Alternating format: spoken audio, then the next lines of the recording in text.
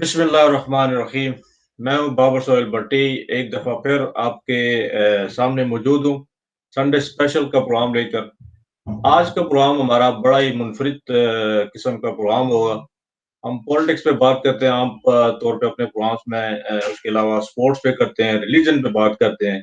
लेकिन आज ये प्रोग्राम करने का मकसद ये था कि काफ़ी सारे लोग मुझे मैसेजेस कर रहे थे और उसके बाद राब्ता कर रहे थे कि आप इस टॉपिक पे कोई प्रोग्राम करें। तो हमने सोचा हमारे साथ जो गेस्ट होंगे आज, उनसे हम बात करेंगे, उनसे पूछेंगे कि जो ओवरसीज़ में पाकिस्तानीज़ रहते हैं, यूएई में रहते हैं, अमेरिका में, कनाडा में, यूरोप में, यू नेम इट, जहाँ-जहाँ पे पाकिस्तानी रहते हैं, वहाँ पे उन्हें अपने मसाइल हैं।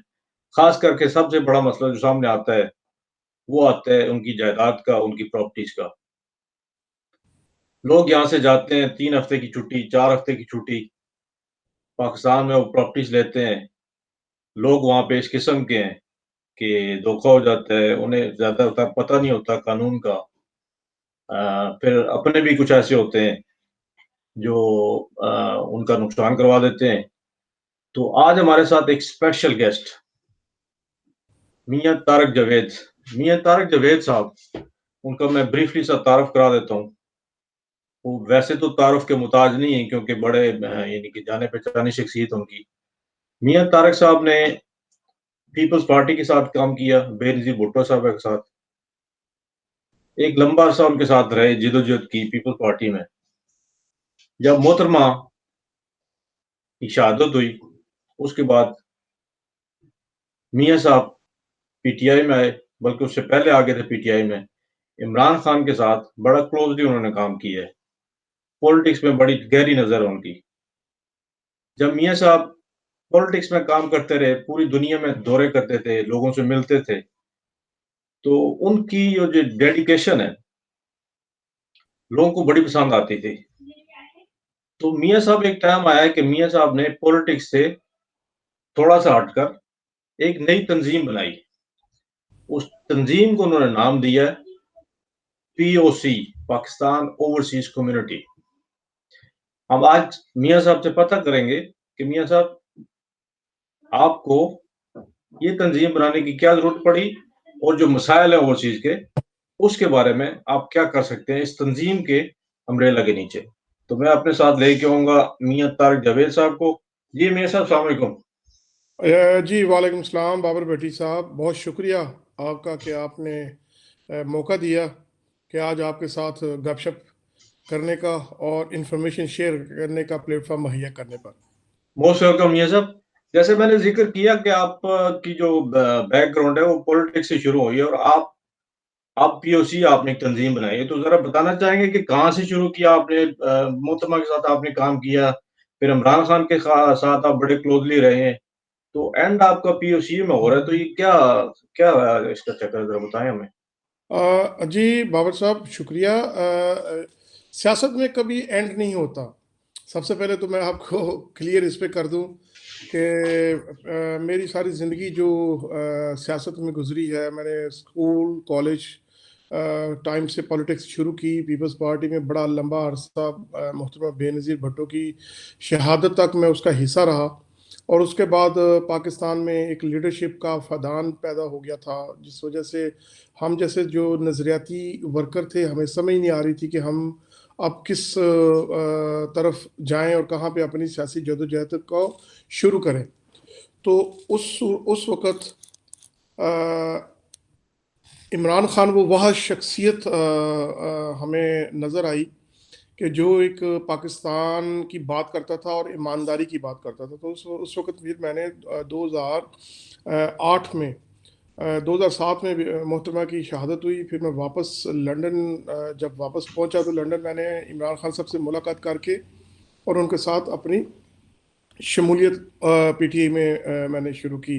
और मुझे आज भी याद है खान साहब का वो जुमला, उन्होंने कहा कि तुमने सारी ज़िंदगी पीपल्स पार्टी के लिए काम किया, अब पाकिस्तान के लिए काम करो। तो इस जज्बे के साथ मैंने पाकिस्तान तहरीक इंसाफ में दिन रात काम किया। और अल्हम्दुलिल्लाह मैं मुतमिन हूँ अपने काम से भी, और मेरा लीडर भी मुतमिन है। और मुझे आज भी मेरे लीडर की तरफ से अप्रिसिएशन है। जब भी कभी मौका मिले तो वो मुझे अच्छे लफ्ज़ों में याद करते हैं। लेकिन सियासत बाबर साहब, मैं चूँकि पिछले 40 साल से पॉलिटिकल वर्कर हूँ, तो मैंने देखा कि as a overseas Pakistani 27 years जो हमने गैर मुल्क में अपना अरसा गुज़ारा, उसमें मैंने देखा कि हर सियासी जमात, ख्वाह वो पीटीआई हो, पीपल्स पार्टी हो, नून हो, मौलाना फजलुर रहमान की ज़ैली तंज़ीमें हों, एएनपी हो, इन तमाम जमातों ने पाकिस्तान ओवरसीज़ के लोगों को एक एटीएम मशीन की तरह यूज़ किया है। उनसे पैसा वसूल किया, उनसे फंड रेजिंग की और पाकिस्तान में अपने ख्वाबों की तामीर की। ख्वाबों की तामीर इस तरह, मैं कहूँगा कि किसी को प्राइम मिनिस्टर बनना था, तो किसी को सदर बनना था और किसी को मशीर बनना था। तो उन्होंने हमें सीढ़ी बनाया, हमसे पैसे इकट्ठे किए, कुछ कुछ लोगों ने मेंबरशिप की मद में पैसे इकट्ठे किए और कुछ लोगों ने और तरीके अपनाए। तो जब भी हम ओवरसीज़ पाकिस्तानियों के मसाइल की बात करते थे उन पार्टियों से, तो उनकी कोई ख़ास दिलचस्पी नहीं थी उसमें। लेकिन मायूसी गुनाह है, इसलिए फिर मैंने पार्टी के अंदर रहते हुए मैंने एक तंज़ीम, जब पिछले साल कोरोना शुरू हुआ तो पाकिस्तान ओवरसीज़ कम्युनिटी ग्लोबल के नाम से यूके में रजिस्टर की और उसमें मुझे मौका मिला और इस वक़्त अल्हम्दुलिल्लाह 90 से ज़्यादा मुल्कों में हमारी तंज़ीम मौजूद है और माशाल्लाह। हम ओवरसीज़ पाकिस्तानियों के मसाइल पे गहरी नज़र रखते हैं और जो जायज़ मसाइल हैं उनको हम हल करने की पूरी कोशिश करते हैं। उसमें हमने पाकिस्तान के अंदर भी अपना हेड ऑफ़िस कायम कर दिया हुआ है, लंदन में भी हेड ऑफ़िस है। तो अब पूरी दुनिया से हम एक नेटवर्किंग में इकट्ठे हो गए हैं। तो जो भी जिन लोगों के मसाइल होते हैं उनको हम एक जगह पे इकट्ठा करते हैं और हुकूमत पाकिस्तान से उन मसाइल को हल कराने की पूरी कोशिश करते हैं। उसका फ़ायदा मुझे सियासी जमातों में काम करने का फ़ायदा ये हुआ है कि इस तंज़ीम के प्लेटफ़ॉर्म से मुझे कहीं पे प्रॉब्लम नहीं आ रही। मुझे जिस भी मिनिस्ट्री से काम होता है, मुझे जिस भी पुलिस के महकमे से काम होता है, तो एज़ ए पाकिस्तान तहरीक-ए-इंसाफ का एक वर्कर मुझे वो मुश्किलात नहीं है जो एक आम ओवरसीज़ पाकिस्तानी को है। तो अल्हम्दुलिल्लाह हमने काफ़ी अपने भाइयों के मसाइल हल करवाए हैं इस साल के अंदर और अभी बहुत सारी चीज़ों के ऊपर हम काम कर रहे हैं। अच्छा मियाँ साहब, आपने बड़ा तफ़सीली जवाब दिया, आपका शुक्रिया। आपको भी ज़ाहिर-सी बात है, आप भी ओवरसीज़ में रह रहे हैं, आपको भी इस चीज़ का इल्म होगा कि यहाँ पे जो लोग रहते हैं वो पाकिस्तान जब जाते हैं 2 साल के बाद, 3 साल के बाद कुछ पैसे इकट्ठे होते हैं, वहाँ पे प्रॉपर्टीज़ लेते हैं, तो उनके साथ धोखा हो जाता है। कुछ अपने भी ऐसे हैं कि ऐसे काम करवा देते हैं। तो इस सिलसिले में आज हमारा ये प्रोग्राम है, तो आप इस बारे में कुछ बताना चाहेंगे कि लोगों के मसाइल आप किस सेंस में हल कर सकते हैं या कितनी उनकी हेल्प कर सकते हैं आप?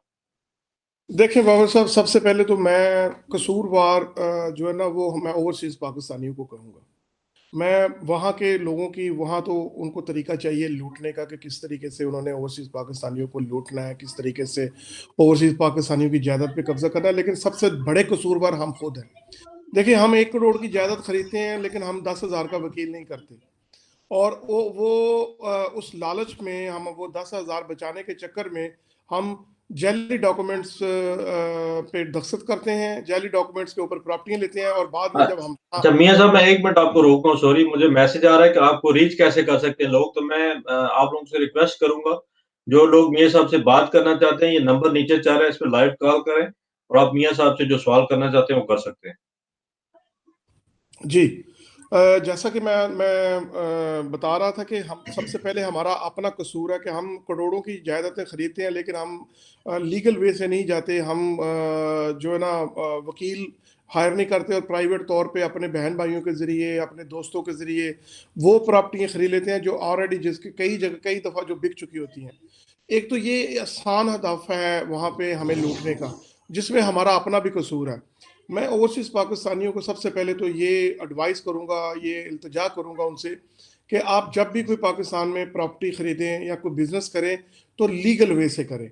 पाकिस्तान में बड़ा ज़बरदस्त वकील इस वक़्त बैठे हुए हैं, जो कमर्शियल वकील हैं। आप उनकी फ़ीस अदा करें, तो वो फिर उनकी ज़िम्मेदारी है कि वो तमाम डॉक्यूमेंट की जाँच-पड़ताल करते हैं, उनको चेक कराते हैं, इसके ऊपर कोई स्टे तो नहीं है, ये इस प्रॉपर्टी के ऊपर किसी ने कब्जा तो नहीं किया हुआ, या ये जाली डॉक्यूमेंट से तैयार तो नहीं हुई है, मुख्तारनामा तो जाली नहीं है, तो वकील जरूर करना चाहिए।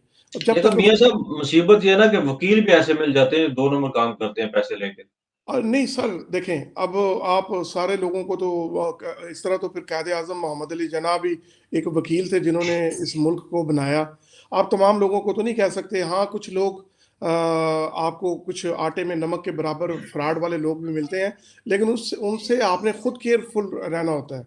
आपने सिर्फ उनको उस हद तक इन्वॉल्व करना है कि आपकी प्रॉपर्टी की डील को वो कंप्लीट करवा दें।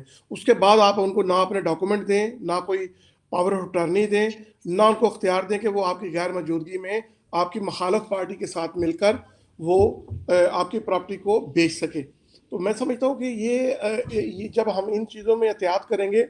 और दूसरी जो चीज़ बड़ी ज़रूरी है ओवरसीज़ पाकिस्तानी को बताने के लिए, कि मत वो प्रॉपर्टी ख़रीदें जिस प्रॉपर्टी की पोजेशन नहीं है।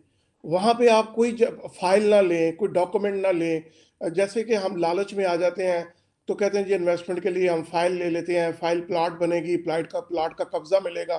तो ये इतना लंबा प्रोसेस होता है कि वो जो फाइल होती है, ना वो प्लाट बनता है, ना वो पोजेशन मिलती है। तो वो कागज़ों में, जैसे मलक रियाज ने किया, पूरी पाकिस्तान की कौम को लूटा, और उन्होंने वो कागज़ अरबों खरबों में बेचे।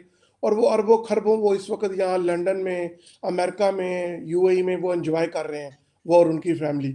और पाकिस्तान में लोग रुल गए हैं, ना वो ज़मीनें हैं, ना वो कब्जे हैं, ना वो प्लॉट है। और वो फाइलें, वो कागज़ का एक टुकड़ा लेके वो कभी मेरे पास आ जाते हैं, कभी वो किसी वजीर के पास जाते हैं। लेकिन हम भी उनकी कोई हेल्प नहीं कर सकते, ना कर पाते हैं, क्योंकि उसमें कोई लीगल वे भी इस्तेमाल नहीं किया जाता। मैं सबसे आज आपके इस टीवी के ज़रिए मैं ओवरसीज़ पाकिस्तानियों को ये वाज़ह तौर पे उन उन लोगों को, जो बड़े सादा लोग हैं, जो पढ़े लिखे नहीं हैं, वो इन जेल साजों से बचने के लिए, एक तो वो फाइल ना खरीदें, दूसरा वो उस जगह पे वो इन्वेस्टमेंट करें जहाँ पे या तो हुकूमत पाकिस्तान के एनओसी मिल चुके हैं, मौजूद हैं, उनकी तस्दीक करवाएं अपने वकील के ज़रिए, या वो फिर वो उन सोसाइटियों में, डीएचए में, डिफेंस में इन्वेस्टमेंट करें, जहां पर आपकी मौजूदगी में आपकी डॉक्यूमेंट, आपका प्लॉट आपको ट्रांसफर होता है और आपकी मौजूदगी में बेचा जाता है। तो इससे मेरा ख्याल है कि 85% लोग जो है ना वो फ्रॉड से बच सकते हैं। अच्छा, तो मियाँ साहब, जैसे कि लोगों को पता है कि आप पीओसी के, ओवरसीज़ के, अगर मैं आपको जहांगीर तरीन कहूँ, जैसे कि जहांगीर तरीन ने इलेक्शन में जाके एमपीज़ खरीदे और फिर जाके एमएनए से बात की और पीटीआई को जिताया और इक़्तिदार में आए। तो आपको भी कभी पता लगता है, आप आज फ्रांस में, आप आज स्पेन में, फिर किसी दूसरे मुल्क में बैठे थे, तो आप इतनी मेहनत कर रहे होते हैं, तो ये बताएँ कि जो मसला हो गया है, जिसके साथ धोखा हो गया, वो क्या करे? हाँ, अब जिन लोगों के साथ धोखा हो गया है, अब उन बेचारों का तो कसूर कोई नहीं है, वो तो एक गलत सिस्टम के ज़रिए लुट गए हैं। तो उसके लिए जो मेरी तंजीम हाज़िर है, हम उस पे उनकी हेल्प करने के लिए तैयार हैं। और उसका एक प्रोसेस है। सबसे पहले तो उनको हमारा मेंबर बनना पड़ेगा। हमारी वेबसाइट है www.poc.com.pk। मियाँ उसके साहब, एक ऊपर से कॉल आ रही है, अगर मैं कॉल रिसीव कर लूँ। जी। मैं नईमा बात कर रही हूँ जी, उत्तरी जी। से। जी, जी, नईमा, आप सवाल करें अपना।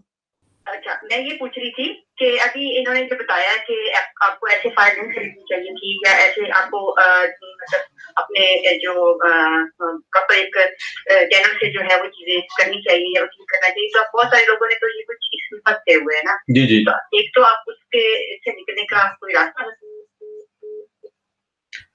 अच्छा मियाँ साहब, उनका सवाल ये था, कॉल कनेक्ट होगी उनकी, कि जो लोग इस चीज़ में फँस चुके हैं ऑलरेडी, वो क्या करें? मैंने पहले भी आपसे ये सवाल किए। जी, उसके लिए मैंने कहा कि सबसे पहले तो वो हमारे मेंबर बने, हमारी वेबसाइट के ऊपर जाकर।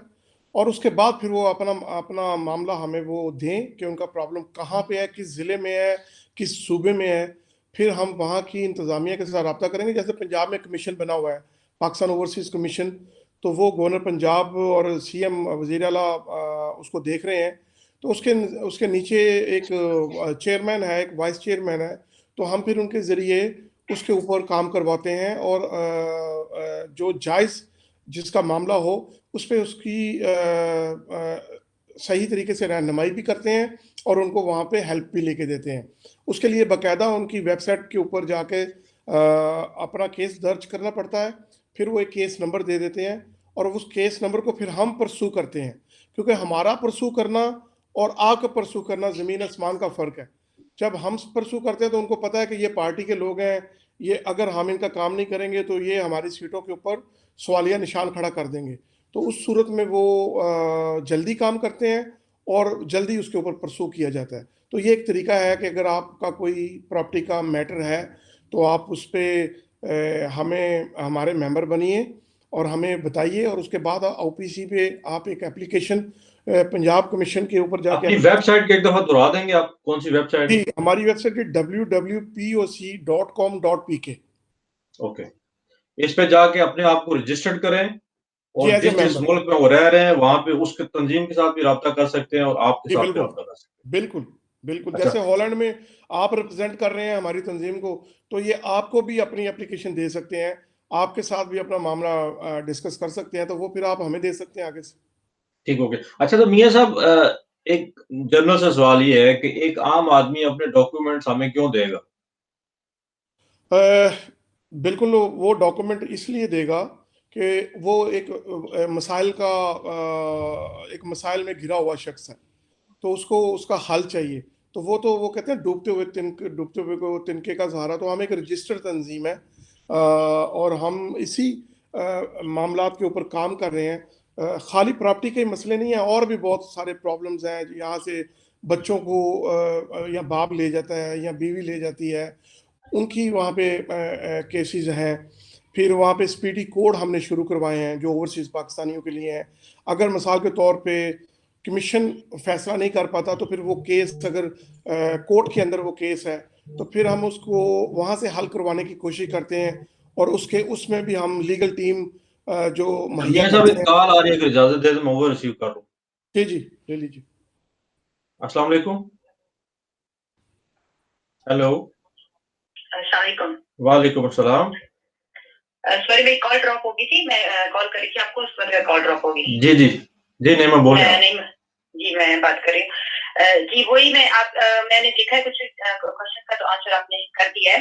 जी उसके अंदर जो वेबसाइट आप बता रहे हैं उसके ऊपर ऑलरेडी जो है ना वो एप्लीकेशन डाली हुई है और बहुत सारे लोगों ने डाली हुई है। सही है। लेकिन प्रॉब्लम ये है कि वो उसके ऊपर जो रिएक्शन आता है वो इतना एक तो स्लो होता है, और फिर उसके अलावा उसके साथ इतनी बड़ी प्रॉब्लम है। मेरे साथ मेरे ख्याल में कोई 20 से 30 पीपल जो है आउटसाइड द कंट्री जिनको मैं जानती हूँ, सही वो है। उनको कहते हैं जी कि आप अपना रिप्रेजेंटेटिव वहां पे दीजिए। ठीक है, एक ऑफिस में बुलाते हैं, वही वो जो पाकिस्तान में टिपिकल ऑफिस जो है ना उनके चक्कर जो होता है, कभी ये चक्कर लगाए, जी एक जी महीने के बाद फिर वहां पे चक्कर लगाए, दूसरे महीने के बाद। तो वहां पे हम हमारे जो रिलेटिव जो होते हैं वो इतने करीबी नहीं होते कि हम किसी को भेज सकें। सही है। उसके लिए हमने उनसे दरख्वास्त भी की है कि भाई आप जो है वो ऑनलाइन एक मीटिंग रखें या कुछ इस तरह का सोल्यूशन इसके लिए रखें, तो वो इस चीज को कंसिडर नहीं करते। दूसरी बात ये है कि जिनके केसेस परस्यू हो भी गए हैं, ठीक है, उसके लिए उनको लेटर भी मिल गया। फॉर एग्जाम्पल उसको कहते हैं जी जो जो जो होती है फॉर एग्जाम्पल जो सोसाइटीज होती हैं जिनके अंदर आपका मसला चल रहा होता है, जी उनको ऑर्डर भी कर दिया जाता है कि आप इसको जो इसका प्रॉब्लम सॉल्व करें, ये करें वो करें, वो सारा हो जाता है। सही। लेकिन वो फिर भी जो वो सोसाइटीज होती है वो ऐसे बैठी हुई होती है कि उनको बिल्कुल कुछ फिक्र नहीं होती है, उनको चक्कर लगा लगा के बंदा थक जाता है, तो कोई इसके ऊपर जो है ना वो इम्प्लीमेंटेशन नहीं होती। अच्छा, आप बताना चाहेंगे आपका केस कहाँ क्या वो किस चीज से आपका रिलेटेड है? कोई हाउसिंग सोसाइटी है या कोई प्राइवेट है? जी जी, मेरी प्राइवेट ही है, कह लें आप उसको, रावलपिंडी में है। अच्छा। और अडियाला रोड के ऊपर है। तो उसका जो आप कह रहे थे, मुझे जो भाई ने कहा कि आपको फाइलिंग दी चाहिए थी, मैंने फाइल की है और मुझे उन्होंने पोजीशन लेटर भी दिया, सारा कुछ मेरे पास है। सही। लेकिन प्रॉब्लम मेरा ये है कि जो मेरा जो प्लॉट है वो बाउंड्री के ऊपर है। अब वो वहाँ पे जो है वो डिस्प्यूट आ गया। वो जो दूसरी नेक्स्ट सोसाइटी है वो कहती है ये प्लॉट हमारा है, ये कहती है ये हमारा है। ठीक है, अब उसके अंदर मैं फंस गई हूँ। ठीक है, सोसाइटी चुप करके बैठी हुई, क्योंकि सोसाइटी का तो कुछ नहीं जाता और दूसरे वाले उसके ऊपर अपना जो कब्जा करके बैठते हैं। जी, ये मियाँ इस तरह साहब के से हम प्रॉब्लम। सवाल करते हैं, आप उनका जवाब सुने आप। जी जी मियाँ बिल्कुल, साहब। जी मुझे समझ आ गई है। आपने पीओसी में अगर एप्लीकेशन दी हुई है तो उसका एक आपको नंबर मिला होगा। तो वो नंबर आप काइंडली बाबर साहब के साथ शेयर कीजिए, और मैं कोशिश करता हूँ कि मैं पंजाब गवर्नमेंट के साथ रब्ता करके तो इसको अगर इस पे काम सुस्त हुआ है तो इसको तेज़ करवाता हूँ। दूसरा आपने क्वेश्चन ये किया है कि वो वहाँ पे आपको कहते हैं कि आप अपना रिप्रेजेंटेटिव खड़ा करें जो वहाँ पे आ सके ऑफिस में, तो ये बिल्कुल वो ठीक कह रहे हैं। जब तक आपके केस को कोई वहाँ पे देखेगा नहीं तो आप किस तरह वो आपकी हेल्प करेंगे। वहाँ तो हज़ारों फाइलों पे फाइलें दब जाती हैं, इसलिए वहाँ पे आपका या तो आप एक वकील हायर करें जो इसकी पैरवी कर सके, या फिर आप अपने किसी रिलेटिव को कहें। अगर वो भी नहीं है तो फिर आप हमें दें, तो फिर हम अपना कोई नुमाइंदा वहाँ पे मुकर्रर करेंगे जो इस केस को परसू करेगा। जी नईमा, आपको जवाब मिल गया आपका? जी मुझे जवाब मिल गया है, लेकिन इसमें अभी एक और चीज जो भाई साहब अभी से बात की है उसमें सिर्फ इस तरह की प्रॉब्लम्स ही नहीं है, सिर्फ जो आपने अभी की तो एक वन सॉर्ट ऑफ प्रॉब्लम है। तो क्योंकि मैं जो लोग हैं इन प्रॉब्लम्स के अंदर से गुजर रहे हैं, तो मैं उनके साथ बहुत ज्यादा वो इन टच हूँ। तो मुझे इस तरह के प्रॉब्लम्स भी आ रहे हैं पाकिस्तान के अंदर कि जो लोग बाहर बैठे हुए हैं उनकी प्रॉपर्टी वहाँ पे, फॉर एग्जाम्पल किसी ने अपनी जरी जमीन खरीदी हुई है वहाँ पे, ठीक है, और वो जरी जमीन उसकी एक मलकियत है और वो सारा कुछ उसके उसमें है, ठीक है, उसमें कोई किसी का लेन देन नहीं है। लेकिन वो जो इर्द गिर्द के लोग वहाँ पे रह रहे होते हैं तो वो वहाँ पे उसको जमीन को आगे वो जो वहाँ पे जिसको जमीन दी हुई होती है, जो उसको कास्ट कर रहा होता है, उसको धमकियां देते हैं, उसको डराते हैं, उसको धमकाते हैं कि आप निकलो यहाँ से, तो ये जमीन जो है यहाँ पे हम तुम्हें फसल नहीं उठाने देंगे, ये करेंगे वो करेंगे। तो इस तरह के इश्यूज भी आ रहे, क्योंकि जो बाहर बैठा होता है वो तो बेबस होता है, वो तो हर टाइम पे वहाँ पे जाके ये सारा कुछ नहीं हैंडल कर सकता। तो वो ज्यादा से ज्यादा क्या करेगा, जो किसी थाने में जाके रिपोर्ट करेगा, थाने का तो आपको हाल का पता है। तो इस छोटे हाल में आप कैसे हेल्प कर सकते हैं? जी बहुत शुक्रिया। देखें नईमा जी, ये वो पुराना पाकिस्तान नहीं है जहाँ पे SHO या पुलिस वाला डरा धमका के किसी को भेज देगा। आज प्राइम मिनिस्टर का पोर्टल मौजूद है, अगर कोई इस तरह की मसाइल है तो अगर आप पोर्टल पे शिकायत करें तो वो विदिन 48 आवर्स आपको उसके ऊपर एक्शन होता हुआ नज़र आता है। जो जरी ज़मीनें हैं इसके ऊपर भी काफ़ी बहुत सारे प्रॉब्लम्स पाकिस्तान के अंदर हैं।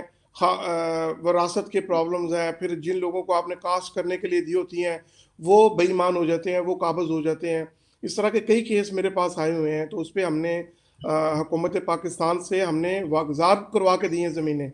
लेकिन बात फिर वही है कि जब तक आप सही तरीके से और सही प्लेटफॉर्म पे इसको रजू नहीं करेंगे उस वक्त तक आपका मसला हल नहीं होगा। और दूसरा जरी ज़मीनें जो हैं जी वो ओवरसीज़ पाकिस्तानियों को उस वक्त लेनी चाहिए जब आप पाकिस्तान में रह रहे हों। जरी ज़मीनों के लिए तो एक पूरा सेटअप चाहिए, पूरा एक तरीकाकार चाहिए उसको चलाने के लिए। इस तरह नॉर्मल प्लाट तो फिर थोड़ा टाइम लग जाता है कब्जा करने के लिए, जरी ज़मीनों पे तो लोग लेकिन मियां साहब जरूरी तो नहीं यहाँ पे आके लिए हो किसी जमीन, पहले की भी तो हो सकती है, उनके पास पहले जमीन हो उस पर कब्जा हो गया हो। वही मैं आपको कह रहा हूँ, वही तो मैं अर्ज कर रहा हूँ कि वहाँ पे लोग बेईमान हैं।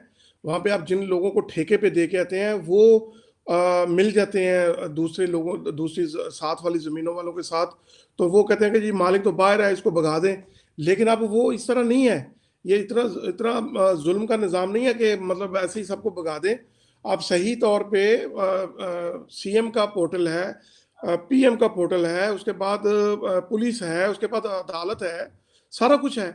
लेकिन उसके लिए ये है कि आपका मौजूद होना जरूरी है, या आप अपना वकील करें या फिर आप किसी को नुमाइंदा वहां पे लगाएं। देखिए यही तो सबसे बड़ा प्रॉब्लम है मियां साहब, अगर हम लोग वहां पे मौजूद रह सकते या जा सकते, इतने मसाइल हल कर सकते, तो फिर हमारे लिए तो सारे मसले हल हो गए थे ना।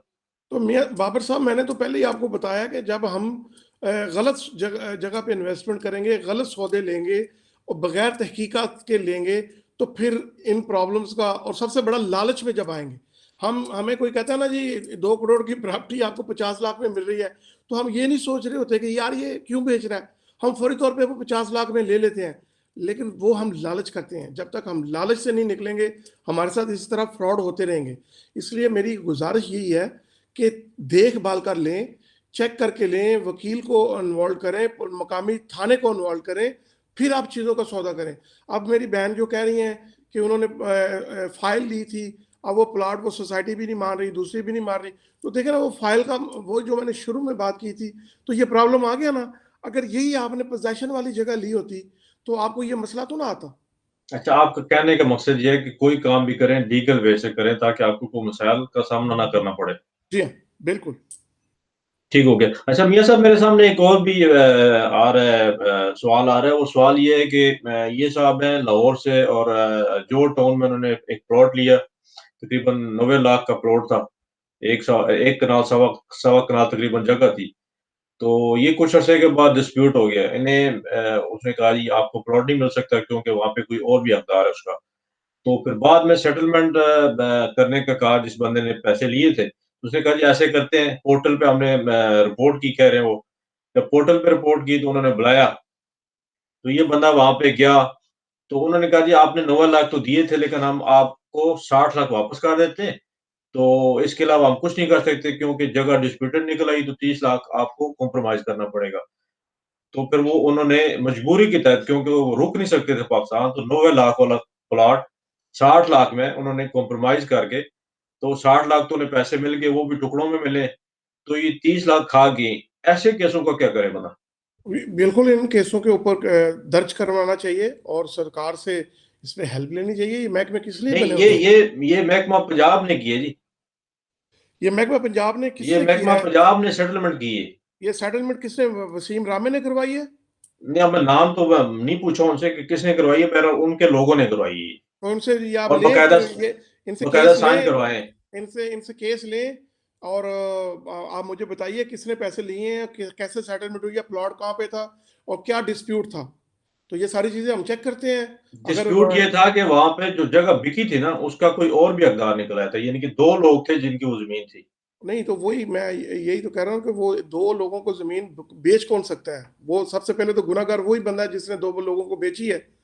तो जब इन्होंने 90 लाख दिया तो फिर ये इनको स्टैंड लेना चाहिए था कि जी मैंने 90 लाख दिया तो मेरी मुझे मुझे प्लॉट दें आप। तो अब इन्होंने कॉम्प्रोमाइज करके उनसे 60 लाख रुपया अगर वापस ले लिया है, तो फिर पंजाब गवर्नमेंट के वो लोग जो इस तरह की डीलें करवा रहे हैं उनके बारे में हमें बताएं, हम उनको बेनकाब करेंगे और प्राइम मिनिस्टर को उसके बारे में हम बिल्कुल रिपोर्ट करेंगे। ठीक है जी, आपका सवाल था, आपने सुना कि मियाँ साहब कह रहे हैं, अगर आपके पास वो पेपर्स मौजूद हैं तो वो हमें दें, या आप मियाँ साहब से राब्ता करें तो ये पंजाब गवर्नमेंट से वो बात करेंगे। तो मियाँ साहब, ये बहुत सारे मसाइल हैं जी, इनका कोई आसान हल बताएँ कि जो लोग ज़मीन खरीदना चाहते हैं, अब पोर्टल भी आ गया है, गाड़ी भी ले सकता है, गवर्नमेंट बहुत सारी आसानियाँ पैदा कर रही है, इसके सामने कौन-सा मेन हर्डल है क्या वैसे? वो माफिया, जिस माफिया को प्राइम मिनिस्टर खत्म करने की कोशिश कर रहा है, वो माफिया जो जो पाकिस्तान में पिछले 70 साल से पंजे गाड़ के बैठा हुआ है, वो बहुत एक बड़ा माफिया है, मजबूत लोग हैं, लेकिन उन पे आज तक किसी ने हाथ नहीं डाला। ये पहला प्राइम मिनिस्टर आया है जिसने उस माफिया पे हाथ डाला है। और अब इस वक्त गोगी भट्ट इस वक्त जेल में है, जिनके ऊपर बहुत सारे इल्ज़ामात मुबैया तौर पे हैं कि वो कब्ज़ा ग्रुप था। तो इस तरह जैसे सीपीओ को लगाया गया, शेख उमर को लाहौर में, प्राइम मिनिस्टर के अपने घर का प्लॉट, उस पे जो मर्डर भी हो गया, एक एक शख्स, वो प्लॉट उन्होंने वापस लेके दिया। और वो खोखर बरादरान जो बहुत बड़ा माफिया ग्रुप था जौहर टाउन में, उसको कानून की गिरफ्त में लेके आए। तो देखें, हुकूमत जो है ना वो बड़ी हिकमत अमली के साथ और ईमानदारी के साथ माफिया के ऊपर उन्होंने हाथ डाला हुआ है। और हमें भी चाहिए, जो मैंने पहले तजवीज़ आपको दी हैं, कि हमें चाहिए कि हम देखभाल कर सौदा करें। अगर कोई इस तरह का मसला है तो फिर हम लीगल ओपिनियन लें। और अगर जहाँ पे शिकायत की जाए वो लोग बेईमान हो जाएं, वो आपकी सेटलमेंट कराने के लिए आपको फोर्स करें, तो फिर उनका भी जो है ना हल है। उनका, उनके बारे में भी, जिन लोगों ने उनको उन सीटों पे बिठाया है, फिर वहाँ उनको बताया जाए ताकि इस तरह के करप्ट लोगों को सीटों से फौरी तौर पे बर्खास्त करवाया जा सके। अच्छा मियाँ साहब, मैंने देखा आप हमारे जो पीयूसी तंजीम है इसके अंदर मियाँ अतीक साहब सेंटर हैं, वो भी मौजूद हैं। तो मुझे पता चला है कि उन्होंने सेनेट में भी इस पे आवाज़ उठाई है। इस पे कुछ जी कहना जी चाहेंगे? जी, इस पे देखें, हमने पीओसी पे तो आज बात ही नहीं कर रहे। पीओसी की जितनी कामयाबियां हैं, ड्यू नेशनलिटी हमने बिल पास करवाया है प्राइम मिनिस्टर से। अब आप भी इलेक्शन लड़ सकते हैं, मैं भी लड़ सकता हूँ पाकिस्तान में। अगर जीत गए तो नेशनलिटी छोड़ देंगे, अगर हार गए तो वापस आ जाएंगे। पहले तो हमें कागज़ ही नहीं हम जमा करवा सकते थे। उसके बाद फिर हमने स्पीडी कोड बनवाए हैं ओवरसीज़ पाकिस्तानियों के लिए। स्पीडी कोड जो है वो विद इन 6 मंथ आपके केस का फैसला करने के पाबंद हैं। ये सारे काम पीओसी ने किए हैं। उसके बाद वोट का हक जो सुप्रीम कोर्ट ने पाकिस्तान दिया था, उसके ऊपर इम्प्लीमेंट नहीं हो रही थी, उस पर हमने आवाज़ उठाई है। तो अब हुकूमत पाकिस्तान ने कई अरब रुपया जो है ना इलेक्शन कमीशन को दिया है, और अब वो मशीनरी ख़रीदारी की जा रही है कि 2023 के वो इलेक्शन में ओवरसीज़ पाकिस्तानी अपने वोट रजिस्टर कर सकें। तो ये काम हम सब कर रहे हैं। पीओसी ने बहुत काम किया है इसके ऊपर। जी मियां साहब, मैं आपका बहुत मशकूर हूँ, आपने हमें टाइम दिया। आप अभी भी थोड़ी देर पहले भी मीटिंग में थे, थोड़ी लेट हुए, लेकिन अभी आपने फिर एक मीटिंग में जाना है, तो मैं आपका बहुत मशकूर हूँ। फिर इंशाल्लाह किसी और टाइम किसी और टॉपिक पे आपसे बात भी करेंगे और पीओसी पे भी डिटेल में बात करेंगे किसी और प्रोग्राम में। आपका बहुत मशकूर हूँ, शुक्रिया जी, आपका भी बहुत शुक्रिया बाबर भाई, thank you very thank you much. जी, अल्लाह हाफिज जी। ये थे मियां तारक जावेद साहब, जो कि POC Pakistan overseas community global के चेयरमैन है। उन्होंने आपके सवालात का जवाब दिया। मुतमिन ना मुतमिन ये तो आप पे डिपेंड करता है। उन्होंने तरीक़ेकार बताया है। आप जो भी जायदाद खरीदते हैं, प्रॉपर्टी खरीदते हैं, तो कोशिश करें कि आप लीगल वे से किसी वकील का साथ लें, उसको लेके फिर जाके किसी प्रॉपर्टी पे पूरी तहकीकात करके तो प्रॉपर्टी को लें। अगर आप ऐसे ही अपने तौर पे कोई फाइल खरीद लेंगे या कोई प्रॉपर्टी खरीद लेंगे, तो बाद में मुश्किलात का सामना आपको खुद करना पड़ेगा। बहुत शुक्रिया जी। मियां साहब से डिटेल में बात हुई है। आप लोगों ने प्रोग्राम देखा, आप इसका फीडबैक दीजिए हमें। इस चैनल को भी सब्सक्राइब करें, लाइक करें और इस पे कमेंट करें। फिर मिलते हैं किसी और प्रोग्राम में। अल्लाह हाफ़िज़।